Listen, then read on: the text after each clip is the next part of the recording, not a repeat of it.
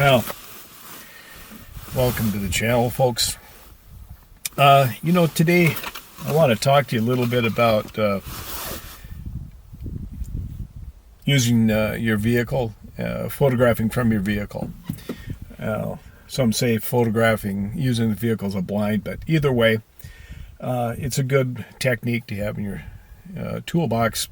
There's certain things that will help you get better pictures. So always remember wildlife photography. The first thing, do no harm. Don't force the animal to run through deep snow or across in heavy traffic. Think about what you're doing. Try to make sure they go about their business naturally. Some animals are more sensitive than others. Another thing to consider is safety. Your safety, the other users of the road. So when you see some subject you want to photograph, look at traffic. Always be looking in your mirrors, but pull safely off to the side of the road. Careful not to get stuck, but look behind you, in front. You may want to turn on your hazard flashers. Keep an eye out for the traffic. Now, when I leave home, I usually have my exposure settings already in my camera. Low light, I'll just take a guess what it will be when I see something at first light, but I use manual plus auto ISO usually when I'm driving around. I use manual ISO a lot of times, but the auto is good for in the changing light conditions. So everything's set. If I see something, I don't have to mess with settings. What I also leave home, I dress for the weather. As you can see, I have a heavy down jacket, heavy wool sweater. I have extra boots in the back for really cold weather. But I dressed for the weather because I may get out and go for a walk. But the other reason is I keep the heat turned off in my vehicle. Keeping the cab cool air in the vehicle, if I open the windows, there's not warm air rolling out. Warm air mixing with cold air causes distortion. Your camera's not going to focus as well. So I keep the cab cool. That also keeps the camera acclimated. Now I have heated seats, heated steering wheel that I can kind of keep a little warmth in here. But now I may have the windows up as I'm driving along, but when I get close to where I think I'll film, my windows come down and any warm air that might be in there rolls out. That's another reason for dressing for cold weather or for the outside weather. All right. And keep the heat off. So the other thing I have for photographing from vehicles is this high-tech, expensive piece of equipment here, a piece of pipe insulation. Some people use bean bags, but these are cheap. You can buy them at any hardware store, plumbing store. I keep a section up by my front seat so I can just hang it on the window. I'll rest the camera on there and I can shoot. Now I can shoot at very low shutter speeds, resting it on there.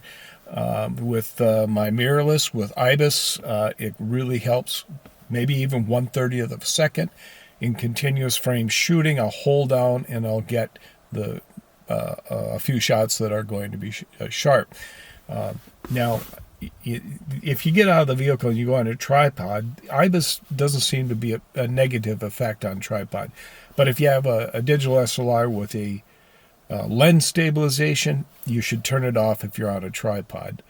If you're resting here, it doesn't seem to have a negative effect. So I turn the motor off too, so there's no vibration.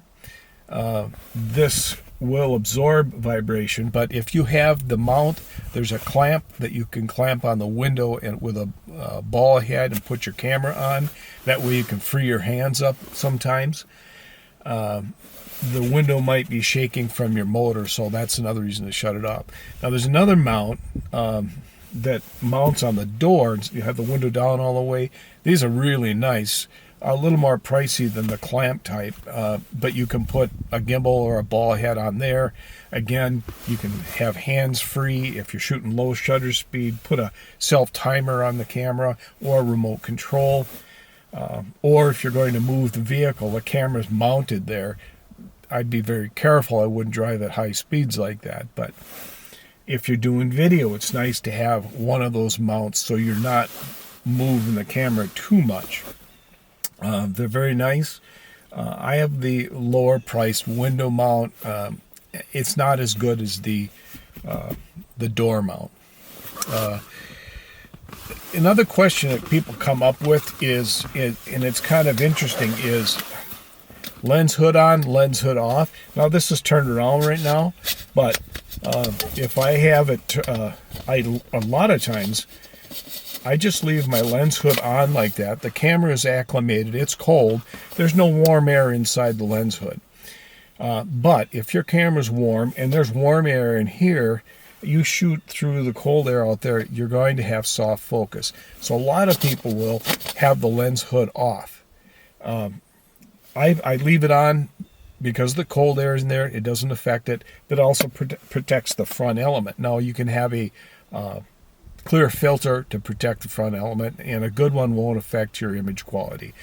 But the other reason I leave the lens hood on, where's the sun located? You may end up having the angle of the sun causing lens flare, so put the lens hood on, and that would eliminate that issue. So if I get, my tripods, I keep my tripods extended, so if I get out of the vehicle, I don't have to be adjusting legs. They're already at head eye height. I have a leveling base on my tripod, so I can just, if I need to, I can quickly just change that. But that's ready to go. If I get out of the vehicle on a road and I'm going to stand on the road, I stand as the same side as my vehicle. I don't go and block the other lane by standing there.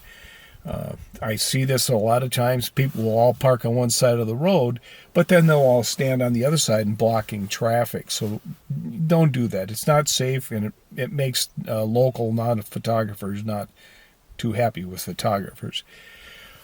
When I'm standing a lot of times out of my vehicle, I have a high visibility vest that I can quickly put on, and I'll be visible to anyone driving around, so it's a safety factor. If I'm going to go off into the woods, I don't wear high visibility clothing, either muted clothing or camouflage. And we could get into a lot more on clothing when I get a little more specific on camouflage and in another video. But I like to blend in the woods. It helps to get closer to animals, but also it keeps other people from spotting me out in the woods and coming around and bothering me, I guess. So when you're doing this, be professional. Show respect and be courteous to other people, photographer and non-photographer alike. How would you like to be treated? I've known people that they get out, they don't seem to care about anybody else. They'll photobomb. They'll talk loud, slam doors, alert the animals, spook the animals by all the noise. They'll walk out way in front of other people to get their picture. And they're just acting, that's not professional. How would you like to be treated? Don't ruin the scene. So that's pretty important. So that pretty much does it, I guess, from your vehicle photography. But questions and comments are welcome. Remember to be civil.